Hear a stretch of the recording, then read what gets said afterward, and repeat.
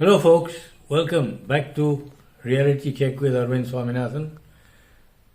Boy, we got something for you today. First, main theme for today is why are foreign governments and foreign countries and foreign leaders out to destroy Modi? What have they got against him? Nothing personal, they'll say. But let's just go back to this Adani saga. Remember what I'd said? Somewhere in the background, the ghost of the Rothschilds is there, pulling all the strings. Today's papers say that Adani family, not the group, the family, has sold large chunks of their holdings, well, large in terms of money, monetary value, from Adani Enterprises, Adani Green, Adani Transmissions and Adani Ports. Now, Adani Enterprises is their flagship. Now, if they sell 4 or 5 or 6% or 5.5% of all this and all sold to an American group, GQG. On the surface, it was a group started by a PIO, Mr. Jain, and an American, Mr. Carver. But this GQG has very strong links with the Rothschilds. You remember what I said? That ghost wanting a toehold or a foothold in Indian markets. They've already bought over KG Basin oil and gas from Mukesh Ambani, now the Adani Group. And it's been sold at a discount after the prices have already been made to crash. What more do you want when it comes to a hit job? And before long, the Rothschild hand will be much clearer. I'll explain that connection in a future video. Now that we know what started all this, and where it's all coming from, let's get back to why are all these foreign folk trying to get rid of Modi? Well, Modi is a strong man. He doesn't give up or back down very easily. He's out to make India great, which is precisely what everybody does not want. They've been to a great deal of trouble with the Congress party since 1947. To keep India down and keep India as a colony. Now, Modi has upset the apple cart. So far, the world was dominated by the dollar. All foreign currency reserves were in dollars. Now, the US could block them or freeze them or just take them away at the drop of a hat, as they've done with the Russians. Dollar holdings, that is. Which means they literally blackmail the world into doing what they want. In other words, they appear to have almost colonized the whole world. Now you understand the name of the game and who is behind it. You see, let's not forget, the Rothschilds own America through the Federal Reserve Bank. They own the currency. And anybody who tries to disturb that, well, John F. Kennedy, Abraham Lincoln, you know what happened. Modi and Putin have disturbed it because a lot of trade is now in rubles or rupees. What does this mean? It means a lot of countries are moving away from the dollar. They understand what the dollar means, blackmail, and they don't like it. 18 countries have already signed agreements with India to have rupee and local currency trade. There are another 12 in the pipeline. Now, once they get to about 50 countries, the World Bank will have to admit the rupee as a world's reserve currency, which is precisely what neither the Americans nor the Rothschilds want under any circumstances. Now you understand the hatred for Putin, against Putin, and now against Modi. Now why is this so important to all of them? What is the dollar? Let me explain that. Now the US dollar has dominated world trade, certainly since 1970-71, Nixon's time.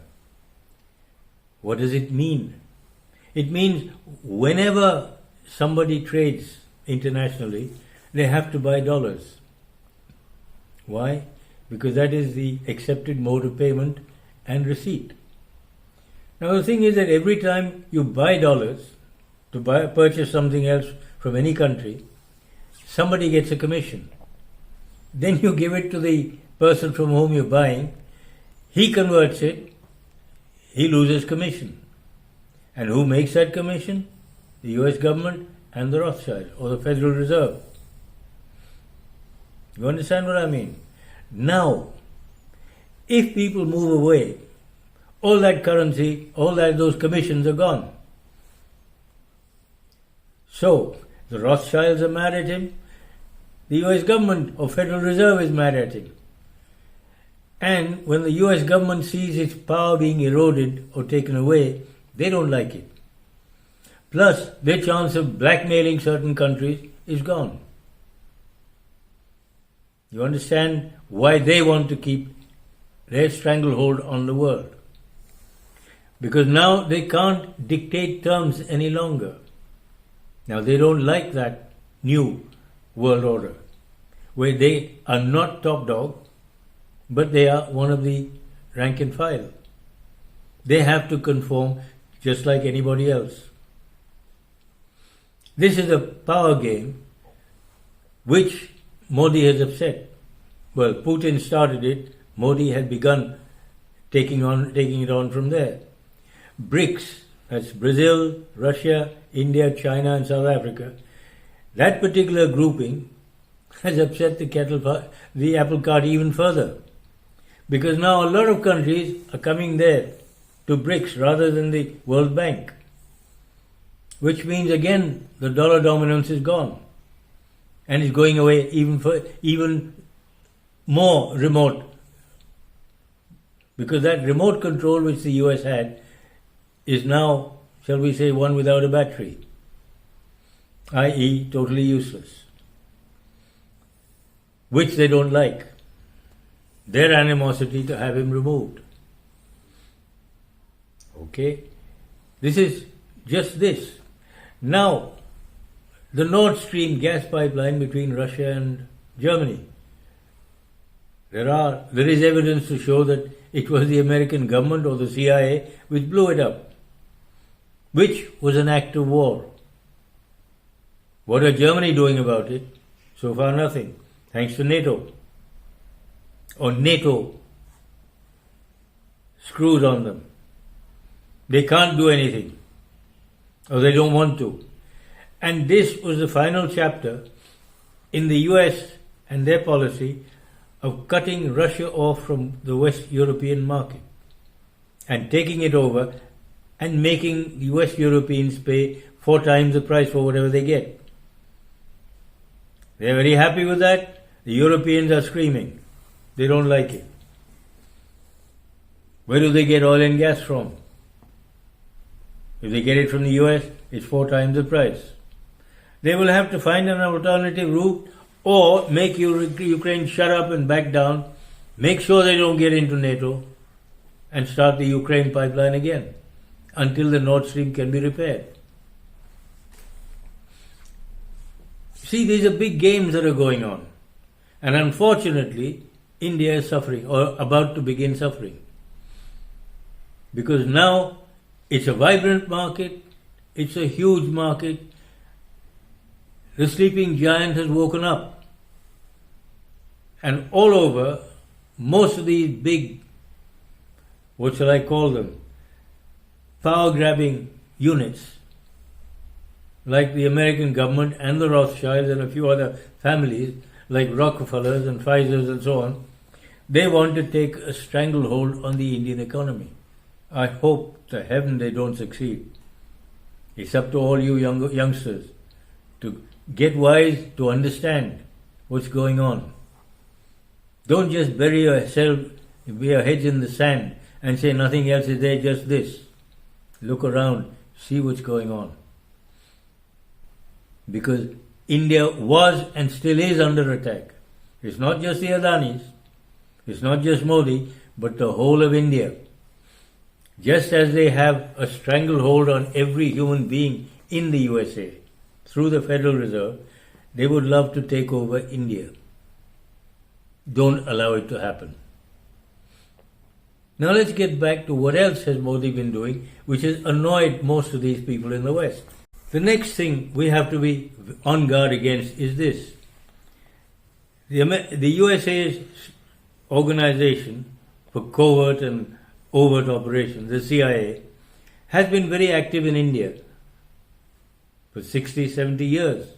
At least 60 years that I know of. And I have some personal experience of that too, which I'll explain in a future video. What are their tactics? What is their strategy? First, if they want to depose somebody, a smear campaign against him, to demonize him, vilify him, make him look really bad or evil. Then start an uprising against him, to depose him, and either having liquidated or, as in some cases, either hanged legally according to their systems or just turned into non-entities. I'll give you examples. You think of Mossadegh in Iran. What was his crime?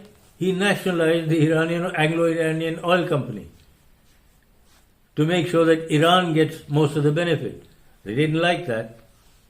So they vilified him, demonized him, had him overthrown, and eventually hanged for corruption.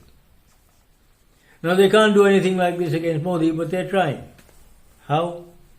First, they're getting all the opposition parties to start insulting him and his father, get at India by insulting the armed forces, to find out where does he finally react. He didn't react against the Adanis. He didn't react against insults to his father or himself. And the army or the armed forces reacted slightly. But the Modi government did not. But they did react when George Soros came out. What was his charge? That Modi is against democracy. Well, when was the Congress party for democracy? When was Nehru for democratic? How did he become Prime Minister? When nobody wanted him there. Add to it this. When was Mrs. Gandhi a Democrat? When did she practice democracy? Anybody with any intelligence or ability was weeded out and thrown out. That's not democracy. That's not being democratic. And yet this is what they're doing now. Why? They want a pliable, maneuverable person in charge so that they can get their way to do whatever they want him to do. How? Very simple. Either you give him an award or you give him money. And in the case of the Congress party, money seems to work. The old adage, everybody has a price. Modi, unfortunately for them, doesn't have a price. He is not for sale. They don't like that. Anybody who is not for sale is usually destroyed. People like Mossadegh, Salvatore Allende, Patrice Lumumba, Saddam Hussein, Gaddafi, they couldn't buy them. So they had them liquidated. Now you see, first try and buy him. 2, feed his ego. And if he's still not for sale, try and get him removed first. Now you see Kennedy, for instance. What happened to him? He was not for sale. He was removed. He thought about the USA, not about the bankers. In the same way as Modi is thinking about India and the people of India. just like Saddam Hussein and Gaddafi, who thought about the people of Iraq and the people of Libya and Libya. They don't like it. Putin thinks of Russia and the people of Russia. The others only think of themselves and how they can get their power base in these countries to kick them around and to loot and pillage and plunder. Now, what they were doing, I'll explain that in another video, but let's get back to Mr. Modi. One of the big things which Modi has done is this. All of us have heard of the All India Institute of Medical Sciences in Delhi, AIIMS as we call it. Now, in 67 years, the Congress rule managed 7 of these all over India. Just 7.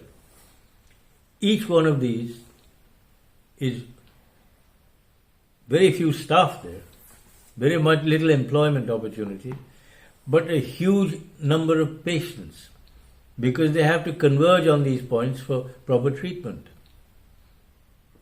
What has Modi done? He's really recognized this. That 7 has been increased to 25 in just 8.5 years. And if you allow him to continue another 10 years, it will go up to 50. Right?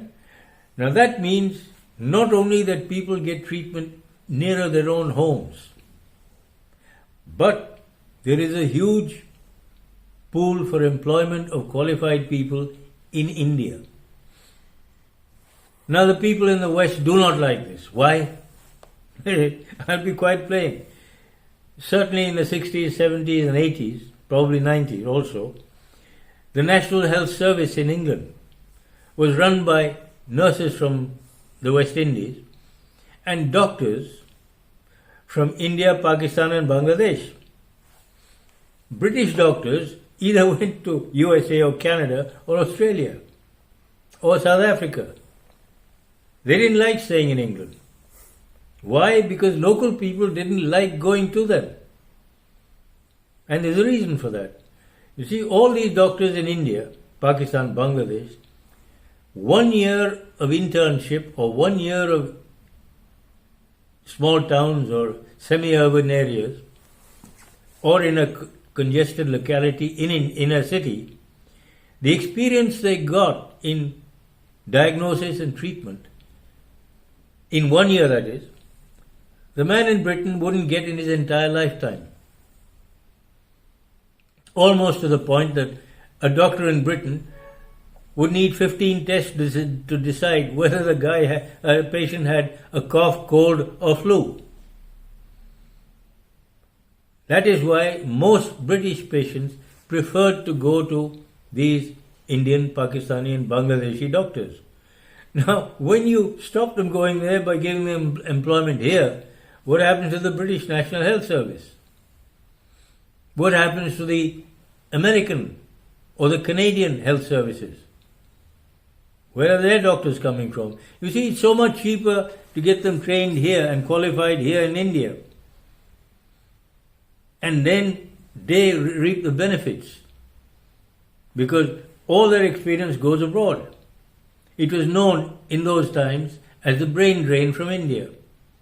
Well, Modi has reversed that, not just in medicine, but also in other fields. You take engineering, for instance, the railways. What has happened there? Many more trains have come into being. You've got your Vande Bharat trains. Now these are high-speed trains,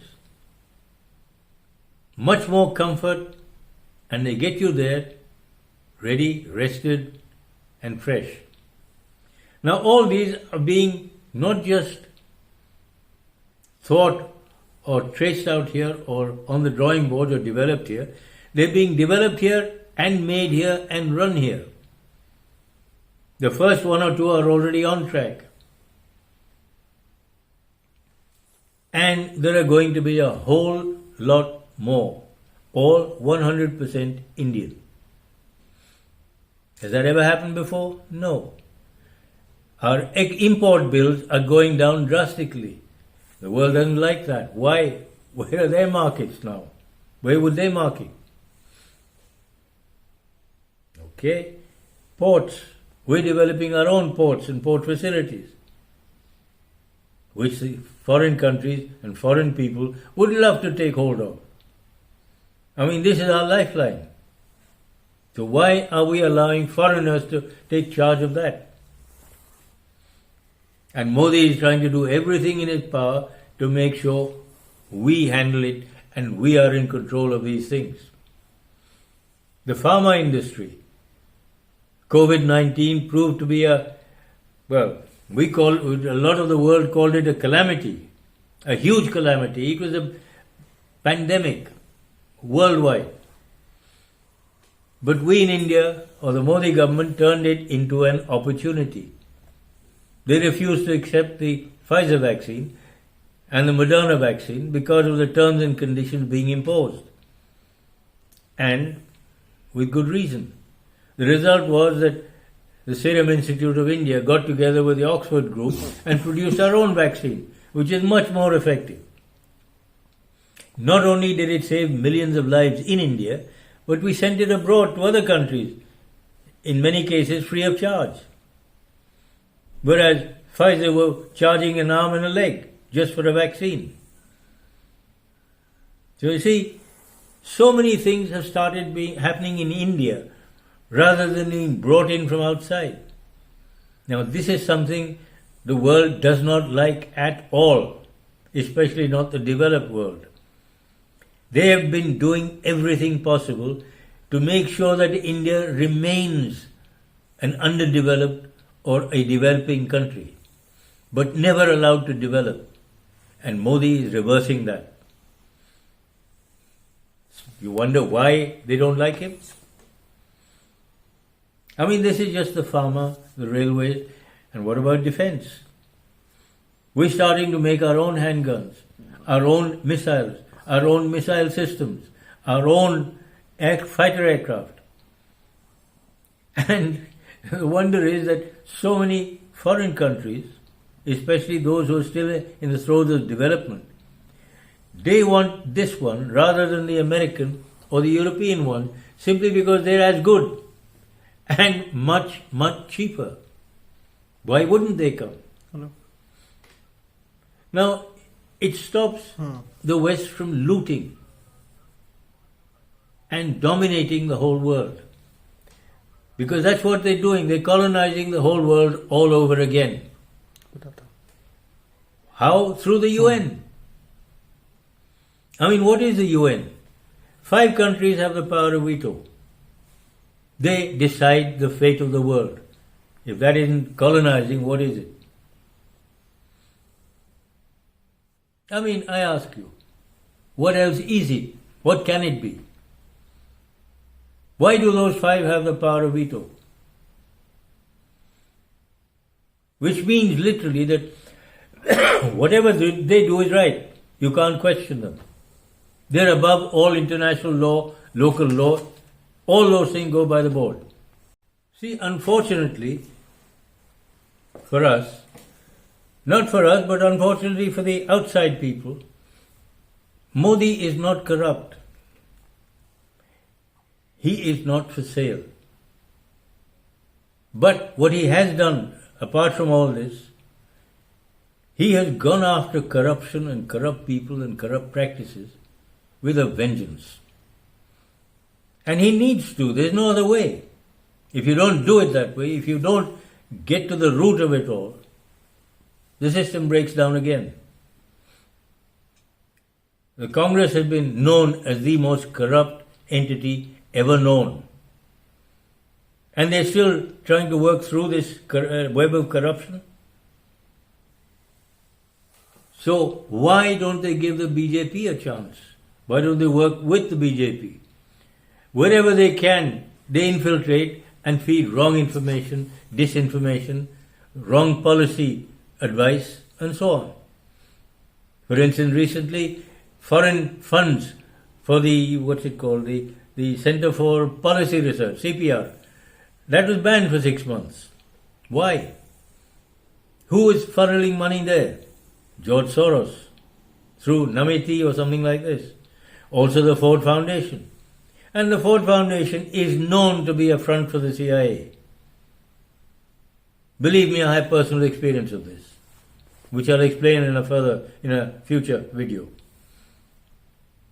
And everybody says, this is undemocratic. Why should you stop foreign funds? Why should foreign funds be used for this?